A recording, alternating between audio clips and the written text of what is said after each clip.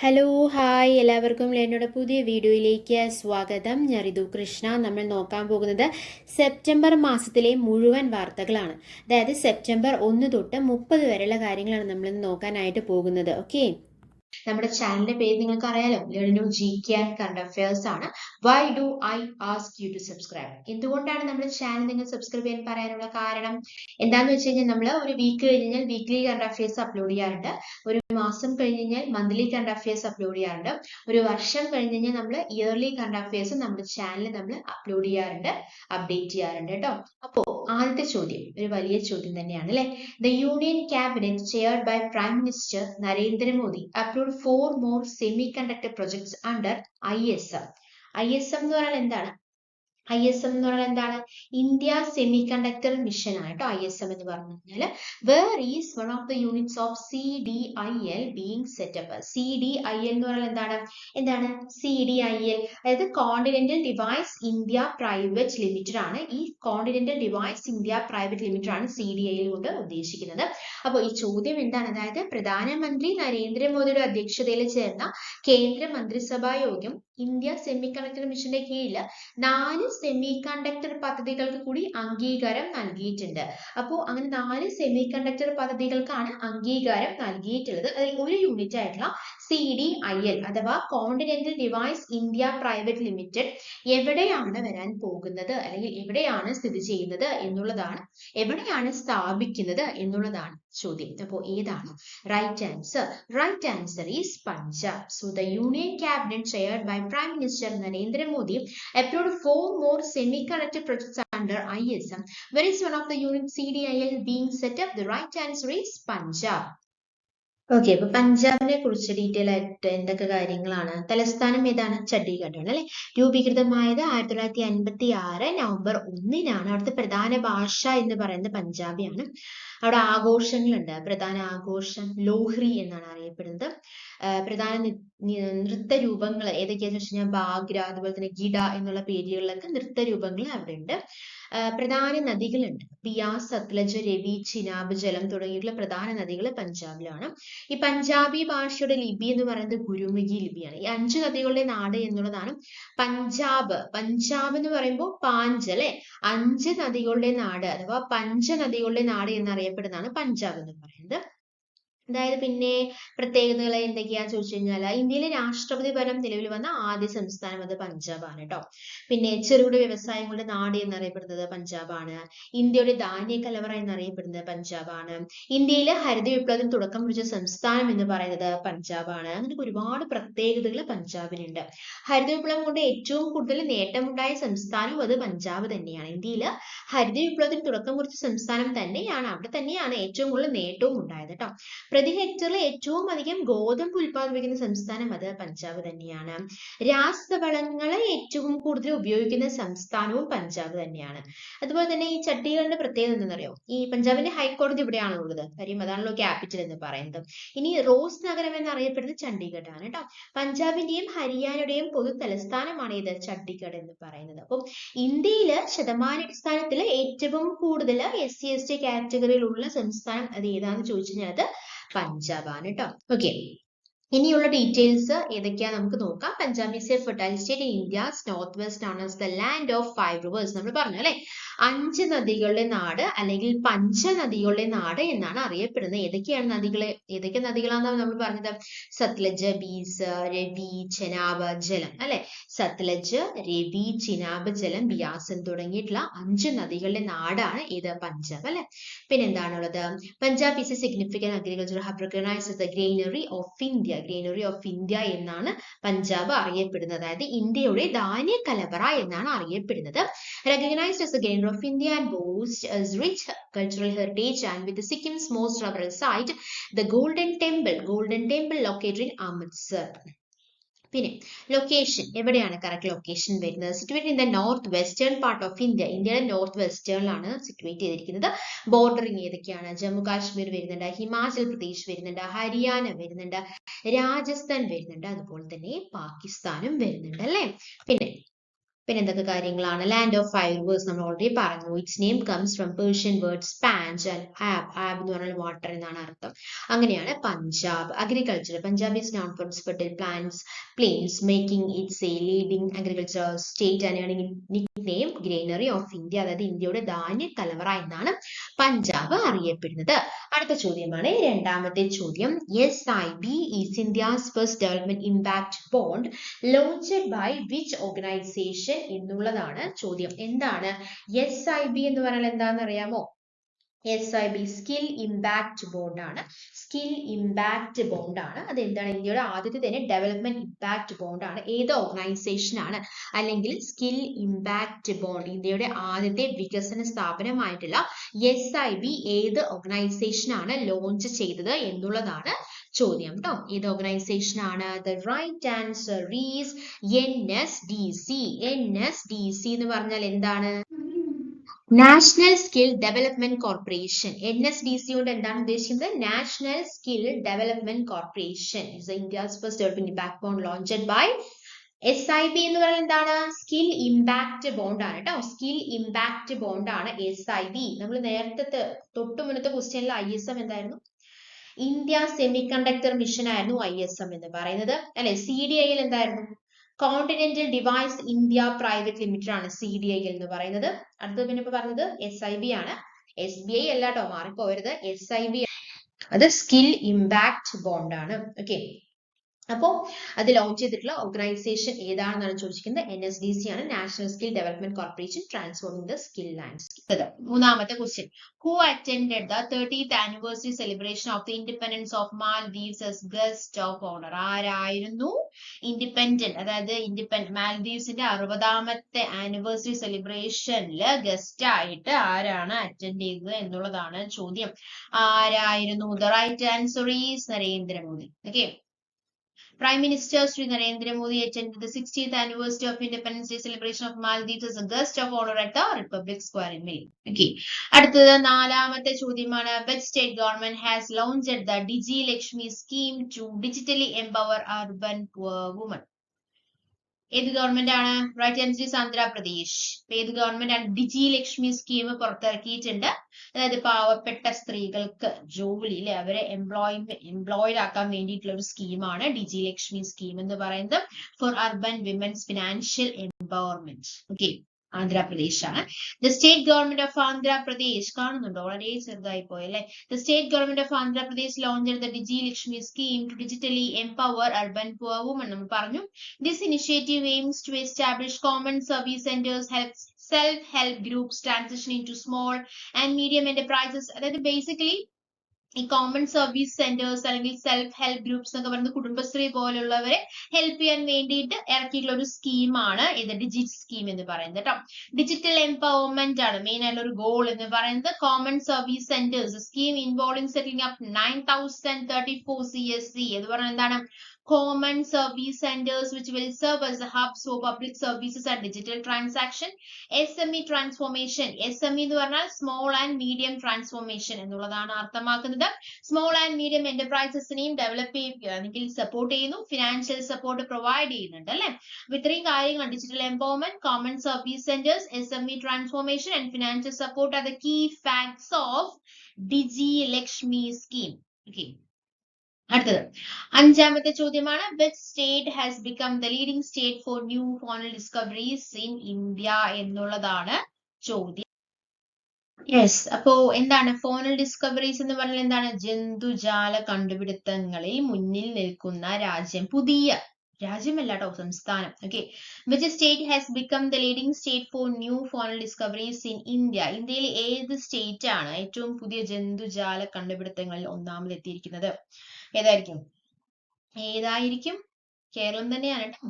Kerala biodiversity discovery leader in India എന്നാണ് ഇപ്പോൾ അറിയപ്പെടുന്നത്. Kerala has become the leading state for new faunal discoveries in India with the zoological survey of India ZSI. അപ്പൊ ZSI സർവേയില് ഏറ്റവും മുന്നിൽ നിൽക്കുന്ന സംസ്ഥാനം ഏതാണ് എന്ന് ചോദിച്ചു കഴിഞ്ഞാൽ അത് കേരളമാണ്. Recording 101 species and sub species from the state in 2024 2024 മാത്രം കണ്ടുപിടിച്ചത് എത്രയാണ്? 101 സ്പീഷീസും സബ്സ്പീഷീസിനെയാണ്. Okay, this achievement was highlighted in the ZSI 2024 report Animal Discoveries, New Species and New Records and places Kerala's major biodiversity hotspot ആയിട്ടാണ് ഇപ്പൊ കേരള അറിയപ്പെടുന്നത്. Major biodiversity hotspot അല്ലെ കേരള.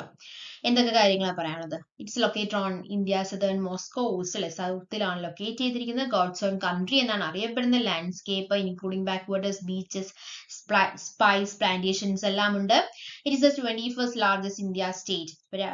ഇന്ത്യയിൽ തന്നെ 21ാമത്തെ ഏറ്റവും വലിയ സംസ്ഥാനമാണ്. 13th മോസ്റ്റ് പോപ്പുലസ്, ജനസംഖ്യയിലെ 13ാമത്തെയാണ് അല്ലെ. The state is celebrated for its high literacy rate, unique culture and diverse flora and fauna അല്ലെ. അതാണ് ഇപ്പൊ പറഞ്ഞത്. കീ ഫാക്ട്സ് അബൌട്ട് കേരള, എന്തൊക്കെ കാര്യങ്ങൾ? ക്യാപിറ്റൽ തിരുവനന്തപുരമാണ്. ട്രിവാൻഡ്രം എന്നും അറിയപ്പെടുന്നു. 38,863 സ്ക്വയർ കിലോമീറ്റർ ആണ് ഏരിയ എന്ന് പറയുന്നത്.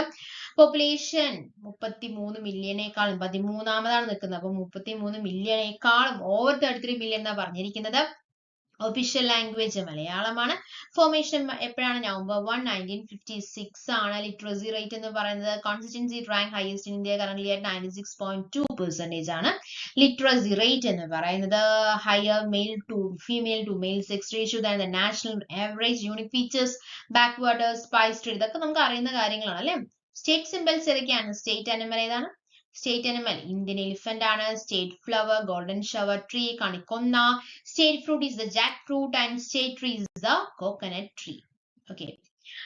Surrounded by the Arabian Asia, Arabian Sea to the west. Westile Arabian Sea ആണ്. Karnataka to the north, Tamil Nadu to the east. Beaches, backwaters, tea and spice plantation. Cleanness, recognized one of the cleanest state in India. ഇന്ത്യയിൽ തന്നെ ഏറ്റവും വൃത്തിയുള്ള സംസ്ഥാനം എന്നറിയപ്പെടുന്നത് കേരളമാണ്. Rich culture blends Indian and Dravidian influence with unique art forms. A strong emphasis on performing arts like Kathakali, Mohiniyattam and Kalaripayattu. Historical significance, home to the first mosque in India. It is the home to the first mosque in ഇപ്പൊ ആറാമത്തെ ചോദ്യം, who was the oldest chief minister of Kerala? കേരളത്തിലെ ഏറ്റവും പ്രായം കൂടിയ മുഖ്യമന്ത്രി ആരായിരുന്നു? The right answer is V.S. Achuthanandan, former chief minister of Kerala from October 1923. Chief minister ആയതല്ല, അദ്ദേഹം ജനിച്ചത് 1923 ഒക്ടോബറിലാണ്. അദ്ദേഹം മരണപ്പെട്ടത് ജൂലൈ 2025 അല്ലെ. അപ്പൊ ഇന്ത്യൻ കമ്മ്യൂണിസ്റ്റ് പ്രസ്ഥാനത്തിന്റെ ഏറ്റവും മുതിർന്ന നേതാവും കേരളത്തിന്റെ മുൻ മുഖ്യമന്ത്രിയുമായിട്ടുള്ള V.S. അച്യുതാനന്ദൻ, അദ്ദേഹത്തിന് എത്ര വയസ്സായിരുന്നു? 101 വയസ്സായിരുന്നു കേട്ടോ. ഒക്ടോബറിലാണ് അദ്ദേഹത്തിന്റെ ബർത്ത്ഡേ ആഘോഷിച്ചത്. 100ാമത്തെ വയസ്സിന്റെ ബർത്ത്ഡേ ആഘോഷിച്ചത് ജൂലൈയിലാണ്. അദ്ദേഹം നമ്മെ വിട്ടു പിരിഞ്ഞത് അല്ലെ. ജൂലൈ 21 അദ്ദേഹം അന്തരിച്ചത്. CPM രൂപം കൊടുത്ത 32 പേരിൽ വിടവാങ്ങുന്ന അവസാന നേതാവാണ് V.S. അച്യുതാനന്ദൻ എന്ന് പറയുന്നത് കേട്ടോ. അപ്പൊ CPM രൂപം കൊടുത്തത് 32 പേരാണ്. ആ 32 പേരില് ഇപ്പൊ വിടവാങ്ങുന്ന അവസാനത്തെ നേതാവാണ് V.S. അച്യുതാനന്ദൻ എന്ന് പറയുന്നത്. 2006 82ാം വയസ്സിൽ മുഖ്യമന്ത്രി സ്ഥാനമേറ്റ അദ്ദേഹം കേരളത്തിലെ ഏറ്റവും പ്രായം കൂടിയ മുഖ്യമന്ത്രി എന്ന റെക്കോർഡിന് ഉടമയാണ് എന്നുള്ളതാണ് നമ്മളിപ്പോ പറഞ്ഞത് അല്ലെ. കേരള നിയമസഭയുടെ ചരിത്രത്തിലെ ഏറ്റവും പ്രായം കൂടിയ അംഗം എന്ന റെക്കോർഡും കേരളത്തിൽ ഏറ്റവും കൂടുതൽ കാലം പ്രതിപക്ഷ സ്ഥാനം വഹിച്ചതിന്റെ റെക്കോർഡും അദ്ദേഹത്തിന്റെ പേരിൽ തന്നെയാണ്. എന്തൊക്കെ കാര്യങ്ങളും? കേരള നിയമസഭയുടെ ചരിത്രത്തിലെ ഏറ്റവും പ്രായം കൂടിയ അംഗം, അതുപോലെ തന്നെ കേരളത്തിലെ ഏറ്റവും പ്രായം കൂടിയ മുഖ്യമന്ത്രി, അതുപോലെ തന്നെ കേരളത്തിലെ ഏറ്റവും കൂടുതൽ കാലം, എനിക്ക് തോന്നുന്നു 14 വർഷമാണെന്നാണ് എന്റെ ഓർമ്മ. നോക്കുക, തെറ്റാണെങ്കിൽ കമന്റ് ചെയ്യാം കേട്ടോ. 14 വർഷത്തോളം പ്രതിപക്ഷ നേതാവ് സ്ഥാനം വഹിച്ചതിന്റെ റെക്കോർഡും അദ്ദേഹത്തിന്റെ പേരിലാണ്. കേരളത്തില് CPM ചിഹ്നത്തിൽ ഏറ്റവും കൂടുതൽ തവണ നിയമസഭയിലേക്ക് മത്സരിച്ചതിന്റെ റെക്കോർഡും അദ്ദേഹത്തിന്റെ 10 തവണയാണ് കേട്ടോ. ഇനി സ്വാതന്ത്ര്യ സമര പോരാളിയും പുന്നപ്ര വയലാർ സമര സേനാനിയുമായിട്ടുള്ള വേലിക്കത്ത് ശങ്കരൻ അച്യുതാനന്ദൻ എന്ന VS 1923 ഒക്ടോബർ 20 ആലപ്പുഴയിലാണ് ജനിച്ചത്. നമ്മൾ VS അച്യുതാനന്ദൻ VS എന്നാണ് പറയുന്നത്. VSന്റെ ഫുൾ ഫോം എന്താണ്? വേലിക്കകത്ത് ശങ്കരൻ അച്യുതാനന്ദൻ എന്നാണ് അദ്ദേഹത്തിന്റെ ഫുൾ നെയിം എന്ന് പറയുന്നത്. 1923 ഒക്ടോബർ 20 ആലപ്പുഴയിലാണ് ജനിച്ചത്. ആലപ്പുഴ വലിയ ചുടുകാട്ടിലാണ് VSന്റെ അന്ത്യവിശ്രമ സ്ഥലം എന്ന് പറയുന്നത് കേട്ടോ. ഓക്കെ, ഇനി നോക്കാം, നമുക്ക് കുറച്ച് ഡീറ്റെയിൽ ആയിട്ടുള്ള കാര്യങ്ങൾ നമുക്ക് നോക്കാനായിട്ടുണ്ട്. അപ്പോ എന്തൊക്കെ റെക്കോർഡുകളാണ് നമ്മൾ പറഞ്ഞത്? കേരളത്തിലെ ഏറ്റവും പ്രായം കൂടിയ മുഖ്യമന്ത്രി അല്ലെ? കേരളത്തിലെ ഏറ്റവും പ്രായം കൂടിയ മുഖ്യമന്ത്രി, കേരള നിയമസഭയുടെ ചരിത്രത്തിലെ ഏറ്റവും പ്രായം കൂടിയ അംഗം എന്ന റെക്കോർഡും, കേരളത്തിലെ ഏറ്റവും കൂടുതൽ കാലം പ്രതിപക്ഷ നേതാവ് സ്ഥാനം വഹിച്ചെന്ന റെക്കോർഡും അദ്ദേഹത്തിന്റെ പേരിലാണ്. അതുപോലെ തന്നെ കേരളത്തിലെ CPM ചരിത്രത്തിൽ ഏറ്റവും കൂടുതൽ തവണ നിയമസഭയിലേക്ക് മത്സരിച്ച റെക്കോർഡും അദ്ദേഹത്തിന്റെ പേരിൽ തന്നെയാണ്. From grass roots activist to the political powerhouse VS Achuthanandan. ഇനി കേരളത്തിലെ മുഖ്യമന്ത്രിമാരെ കുറിച്ച് എന്തൊക്കെ അറിയാം? ആരായിരുന്നു ആദ്യത്തെ മുഖ്യമന്ത്രി? പറഞ്ഞോളൂ. ഓക്കെ, കേരളത്തിലെ ആദ്യത്തെ മുഖ്യമന്ത്രി ആരാണ്? കേരളത്തിലെ ആദ്യത്തെ മുഖ്യമന്ത്രി EMS നമ്പൂതിരിപ്പാടാണ് അല്ലെ? കേരളത്തിലെ ഏറ്റവും കൂടുതൽ കാലം മുഖ്യമന്ത്രി ആയിരുന്ന വ്യക്തി ആരാണ്? ആദ്യത്തെ മുഖ്യമന്ത്രി EMS ആണെന്നറിയാം. കേരളത്തിലെ ഏറ്റവും കൂടുതൽ കാലമാണ്, ഏറ്റവും കൂടുതൽ തവണയല്ല, ഏറ്റവും കൂടുതൽ കാലം മുഖ്യമന്ത്രിയായ വ്യക്തി അത് EK നായനാരാണ്. കേരളത്തിൽ ഏറ്റവും കൂടുതൽ കാലം, അതായത് 4009 ദിവസം, 4009. ഓക്കെ, 4009 ദിവസം അദ്ദേഹം മുഖ്യമന്ത്രി ആയിരുന്നു. എന്നാൽ കേരളത്തിൽ ഏറ്റവും കൂടുതൽ തവണ മുഖ്യമന്ത്രിയായ വ്യക്തി ആരാണ്? ആരാണ് ഏറ്റവും കൂടുതൽ തവണ മുഖ്യമന്ത്രിയായ വ്യക്തി? ആരാണ്? കമന്റ് ചെയ്യുക. ആരാണ്? കരുണാകരനാണ് കേട്ടോ. കേരളത്തിൽ ഏറ്റവും കൂടുതൽ തവണ മുഖ്യമന്ത്രിയായ വ്യക്തി 4 തവണയാണ്. ഓക്കെ ഓക്കെ അല്ലേ? അപ്പോ ആദ്യത്തെ മുഖ്യമന്ത്രി, ഏറ്റവും കൂടുതൽ കാലം, ഏറ്റവും കൂടുതൽ തവണ. ജസ്റ്റ് പറഞ്ഞു എന്ന് മാത്രം. ഓക്കെ, ഏഴാമത്തെ ചോദ്യം ഇതാണ്. Who is the first Polish player to win the Wimbledon? അതായത് വിംബിൾഡൺ കിരീടം നേടുന്ന ആദ്യ പോളിഷ് താരം ആരാണ് എന്നുള്ളതാണ് ചോദ്യം. ആരാണ്? The right answer is Iga Swiatek അല്ലെ? അപ്പോ വിംബിൾഡൺ കിരീടം നേടുന്ന ആദ്യത്തെ പോളിഷ് പ്ലെയർ ആരാണ്? ഇഗാ സ്വിയാതെക് ആണ്. He has also won 2023 WTA finals and 11 WTA 1000 titles. Swiatek is the first Pole to win a major singles title. So എന്തൊക്കെ കാര്യങ്ങളാണ് Iga സ്വിയാതെക്കിനെ കുറിച്ച് പറയാനുള്ളത് എന്ന് ചോദിച്ചു കഴിഞ്ഞാൽ എന്തൊക്കെ കാര്യമാണ് പറയുന്നത്? വിംബിൾഡൺ ചരിത്രത്തിൽ 100 വർഷത്തിനിടെ ആദ്യമായിട്ടാണ് ഒരു വനിതാ താരം ഫൈനലില് ഒരു ഗെയിം പോലും നഷ്ടപ്പെടാതെ കിരീടം ഉയർത്തുന്നത്. അതാരാണ്? ഇഗാ സ്വിയാതെക് തന്നെയാണ് അല്ലെ? വിംബിൾഡൺ ഫൈനലില് US താരം അമാൻഡോ അനിസിമോവയെ പരാജയപ്പെടുത്തിയാണ് ഇഗാ ആദ്യ കിരീടം അണിഞ്ഞത്. വിംബിൾഡൺ ചരിത്രത്തിലെ ഏറ്റവും ദൈർഘ്യം കുറഞ്ഞ ഫൈനലുകൾ ഒന്നായി മാറിയ പോരാട്ടത്തിൽ 6-0 6-0 എന്ന സ്കോറിനാണ് ഇഗയുടെ അനായാസ വിജയം നടന്നത്. ഓക്കെ, 24-കാരിയായ ഇഗയുടെ 6ാം ഗ്രാൻഡ് സ്ലാം കിരീടം നേട്ടം കൂടിയാണ് കേട്ടോ. ഓക്കെ, ഇനി ഗ്രാൻഡ് സ്ലാം കിരീട കണക്കില് ഫ്രഞ്ച് ഓപ്പണിലാണ് താരത്തിന്റെ ആധിപത്യം ഉള്ളത്. 4 തവണയാണ് ഫ്രഞ്ച് ഓപ്പണിലെ കളിമൺ കോർട്ടിൽ ഇഗ ജേതാവായി മാറിയത്.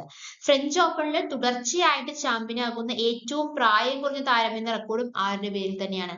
ഇഗയുടെ പേരിൽ തന്നെയാണ്. ഫ്രഞ്ച് ഓപ്പണിൽ തുടർച്ചയായി ചാമ്പ്യനാകുന്ന ഏറ്റവും പ്രായം കുറഞ്ഞ താരം എന്ന റെക്കോർഡും ഇഗയുടെ പേരിൽ തന്നെയാണ് ഉള്ളത്. ഓക്കെ, ഒരു തവണ US ഓപ്പണിലും ഇഗ സ്വിയാതെക് കിരീടം ഉയർത്തിയിട്ടുണ്ട് കേട്ടോ. ഗ്രാൻഡ് സ്ലാം ടൂർണമെന്റുകളിൽ ഇനി ഓസ്ട്രേലിയൻ ഓപ്പൺ മാത്രമാണ് താരത്തിന് കീഴടക്കാനായിട്ട് ബാക്കിയുള്ളത്. 21ാം വയസ്സിനുള്ളിൽ തന്നെ 3 ഗ്രാൻഡ് സ്ലാം കിരീടങ്ങൾ നേടി മികവ് തെളിയിച്ച ഇഗയ്ക്ക് സ്പോർട്സ് പാരമ്പര്യമായി ലഭിച്ച കരിയർ തന്നെയാണ്. 2001 പോളണ്ടിലെ വാർസോയിൽ ജനിച്ച ഇഗ നതാലിയാസ് പിതാവ് ഇഗയുടെ പിതാവ് എന്താണ്? ഒരു ഒളിമ്പ്യൻ തന്നെയാണ് കേട്ടോ. 1988 സോൾ ഒളിമ്പിക്സില് പോളണ്ടിന്റെ റോവിംഗ് ടീം അംഗമായിരുന്നു ഇഗയുടെ അച്ഛൻ തോമസ് സ്വിയാതെക്. ഇഗയുടെ സഹോദരി അഗതയും ടെന്നീസിന്റെ വഴിയാണ് തിരഞ്ഞെടുത്തിരിക്കുന്നത്. 14ാം വയസ്സിൽ ഔദ്യോഗികമായിട്ട് ടെന്നീസ് പരിശീലനത്തിന് തുടക്കം കുറിച്ച ഇഗ 2018 വിംബിൾഡൺ ജൂനിയർ ചാമ്പ്യൻ ആയിട്ടാണ് വരവറിയിച്ചത്. ആ വർഷം തന്നെ യൂത്ത് ഒളിമ്പിക്സിൽ ഡബിൾ സ്വർണ്ണ നേട്ടത്തിൽ പങ്കാളിയാവുകയും ചെയ്തിട്ടുണ്ടായിരുന്നു. 2 വർഷത്തിന് ശേഷം ഫ്രഞ്ച് ഓപ്പണിലൂടെ ആദ്യ ഗ്രാൻഡ് സ്ലാം കിരീടവും സ്വന്തമാക്കിയിട്ടുണ്ട് Iga സ്വിയാതെക്. So he is the first Polish player to win the Wimbledon. The right answer is Iga Swiatek. Okay, അടുത്ത ചോദ്യത്തിലേക്ക് കടക്കാം. ഒരു സ്റ്റേറ്റ്മെന്റ് ക്വസ്റ്റ്യൻ ആണ് കേട്ടോ. 8ാമത്തെ ചോദ്യം. Which is the correct statement regarding 2024-25 Santosh trophy? ഇപ്പോ സന്തോഷ് ട്രോഫിയുമായി ബന്ധപ്പെട്ട ചോദ്യമാണ് നമ്മളിവിടെ കൊടുത്തിട്ടുള്ളത്. കറക്റ്റ് സ്റ്റേറ്റ്മെന്റ് കണ്ടുപിടിച്ചതിൽ ഏതാണ് കറക്റ്റ് ആയിട്ടുള്ള സ്റ്റേറ്റ്മെന്റ് എന്ന് പറയണം. ഓക്കെ, അപ്പോ 2024-25 സന്തോഷ് ട്രോഫിയുമായി ബന്ധപ്പെട്ട ശരിയായ പ്രസ്താവന ഏതാണ് എന്നുള്ളതാണ് ചോദ്യം. ആദ്യത്തെ statement. The 78th Santosh trophy football championship was held in 24-25. അതായത് 78ാമത് സന്തോഷ് ട്രോഫി ഫുട്ബോൾ ചാമ്പ്യൻഷിപ്പ് ആണ് 2024-25 നടന്നത്. ശരിയാണോ? ശരിയാണ്. Okay, West Bengal won the title അല്ലെ? കിരീടം നേടിയത് പശ്ചിമ ബംഗാളാണ്. ശരിയാണോ? ശരിയാണോ? ശരിയാണ്. മൂന്നാമത്തെ, West Bengal won the title by defeating Manipur in the final. അത് ശരിയാണോ? ഡിഫീറ്റ് ചെയ്തത് മണിപ്പൂരിനെയാണോ? ആണോ? അല്ല, കേരളത്തിനെയാണ് അല്ലെ. So 1 and 2 are correct. Option A 1 and 2 are correct. Option B 2 is correct. Option C 2 and 3 are correct. Option D all are correct. The right answer ഇതിൽ ഏതാണ്? ഇത് നമ്മളുണ്ടല്ലോ പെട്ടെന്ന് വായിച്ചു നോക്കുമ്പോൾ west Bengal won the title, west Bengal won the title നമുക്ക് അറിയാം, പക്ഷെ ആരെ ഡിഫീറ്റ് ചെയ്യുന്ന അറിയില്ല. അപ്പൊ ഇതാണ് ശരി എന്നുകൊണ്ട് ഓൾ ആർ കറക്റ്റ് എന്ന് കൊടുക്കരുത്. Right answer is option A ആണ്. 1 and 2 ആർ കറക്റ്റ്. അതായത് 78ാമത് സന്തോഷ് ട്രോഫി തന്നെയാണ് നടന്നത്. 2024-25 വെസ്റ്റ് ബംഗാൾ തന്നെയാണ് വോൺ ചെയ്തത്. എന്നാൽ ഡിഫീറ്റ് ചെയ്തത് ആരെയാണ്? മണിപ്പൂരിനെ അല്ല, കേരളത്തിലാണ് കേട്ടോ. 2024-25 78ാമത് സന്തോഷ് ട്രോഫി ഫുട്ബോൾ ചാമ്പ്യൻഷിപ്പ് നടന്നത് എവിടെയാണ്? ഹൈദരാബാദിൽ വെച്ചിട്ടാണ് നടന്നത്. ഹൈദരാബാദിൽ വെച്ചിട്ടാണ് നടന്നത്. കുറച്ച് കീ ഫാക്ട്സ് ആണ് നമ്മളോട് ഉൾപ്പെടുത്തിയിട്ടുള്ളത്. എന്തൊക്കെ കാര്യങ്ങളാണ് നോക്കുക. വിന്നർ വെസ്റ്റ് ബംഗാൾ തന്നെയാണ്. Runner up കേരളയാണ്. സ്കോർ 1-0 ആയിരുന്നു. ഫൈനൽ മാച്ച് ഡേറ്റ് എന്ന് പറയുന്നത് ഡിസംബർ 31, 2024 വെന്യൂ എവിടെയാണ്? GMC ബാലയോഗി സ്റ്റേഡിയം, ഹൈദരാബാദ്, തെലങ്കാനയിലാണ്. ഹോസ്റ്റ് തെലങ്കാനയാണ് അല്ലെ. 2024-25 78ാമത് സന്തോഷ് ട്രോഫി ഫുട്ബോൾ ചാമ്പ്യൻഷിപ്പ് നടന്നത് ഹൈദരാബാദിലാണെന്ന് പറഞ്ഞു. ഫൈനലിൽ കേരളത്തിനെ 1-0 പരാജയപ്പെടുത്തി പശ്ചിമ ബംഗാളാണ് വിജയികളായത്. സന്തോഷ് ട്രോഫിയിലെ ഏറ്റവും കൂടുതൽ തവണ കിരീടം നേടിയത് ആര് തന്നെയാണ്? പശ്ചിമ ബംഗാൾ തന്നെയാണ്. എത്ര തവണ അറിയോ? 33 തവണ. സന്തോഷ് ട്രോഫിയിലെ ഏറ്റവും കൂടുതൽ തവണ കിരീടം നേടിയത് പശ്ചിമ ബംഗാളാണ്. 2023, 24, 77ാമത് സന്തോഷ് ട്രോഫി കിരീടം നേടിയത് സർവീസസ് ആണ്. ഓക്കെ, കേരളം എത്ര തവണ നേടിയിട്ടുണ്ടെന്ന് അറിയാം? കേരളം 7 തവണയാണ് നേടിയിട്ടുള്ളത്, സന്തോഷ് ട്രോഫി നേടിയിട്ടുള്ളത്. 2020-21 മഞ്ചേരിയിൽ നടന്ന 75ാമത് ചാമ്പ്യൻഷിപ്പിലാണ് കേരളം കിരീടം കേരളത്തിനായിരുന്നു. 2020-21 മഞ്ചേരിയിൽ നടന്ന 75ാമത് ചാമ്പ്യൻഷിപ്പ്. ഇപ്പൊ 78ാമതാണല്ലോ കഴിഞ്ഞത്. 75ാമത്തെ കിരീടം കേരളത്തിനായിരുന്നു. കേരളത്തിന് 7 തവണയാണ് കിരീടം കിട്ടിയിരിക്കുന്നത് കേട്ടോ.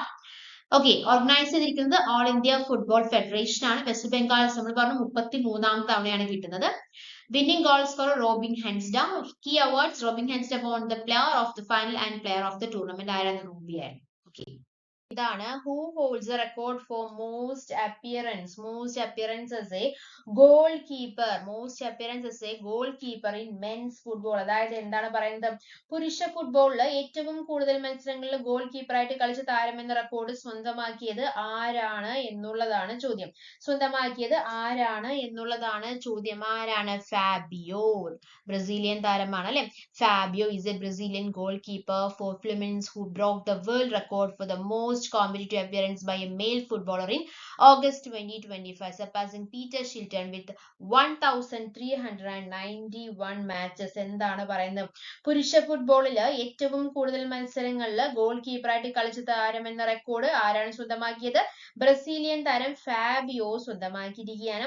കരിയറിൽ 1391 മത്സരം കളിച്ച ഫാബിയോ ഇംഗ്ലീഷ് ഇതിഹാസം പീറ്റർ ഷിൽട്ടനെയാണ് മറികടന്നിരിക്കുന്നത് എന്നാണ് നമ്മളിപ്പോൾ പറഞ്ഞത് മക്കളെ. ഓക്കെ, പിന്നെ എത്ര വയസ്സായി അദ്ദേഹത്തിന്? 44 വയസ്സായി. He set the record in Copa Sudamericana match against America de Cali, having debuted in 1997 and played his entire career in Brazil for clubs like Vasco da Gama, Atletico Paranaense and Cruzeiro. അപ്പൊ ഈ ക്ലബുകൾക്കൊക്കെ വേണ്ടിയിട്ടാണ് അദ്ദേഹം കളിച്ചിട്ടുണ്ടായിരുന്നത് അല്ലെ.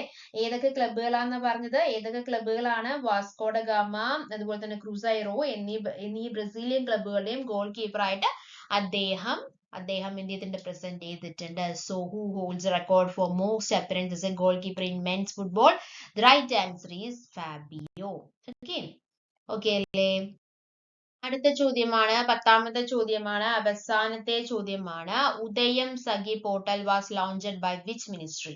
ഏത് ministry ആണ് ഈ ഒരു portal launch ചെയ്തത്? ഏത് മിനിസ്ട്രി ആണ് എന്നാണ് ചോദ്യം. The right answer is Ministry of Micro, Small and Medium Enterprises, Government of India. Ministry of Micro, Small and Medium Enterprises. It's for women. Okay, ഉദയം സഖി പോർട്ടൽ ആ പേര് തന്നെയുണ്ട്. It's for women. ഒരു women പോർട്ടൽ ആണ്. Was launched by which ministry?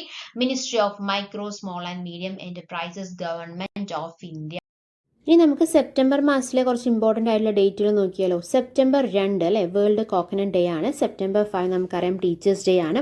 September 8 എന്താ literacy day ആണ്. September 11 forest martyrs day. അതുപോലെ തന്നെ September 14 Hindi Diwas. September 15 engineers day. September 16 world ozone day. September 18 world bamboo day. September 22 world rhino day. September 24 world river day. September 26 health day. September 27 world tourism day.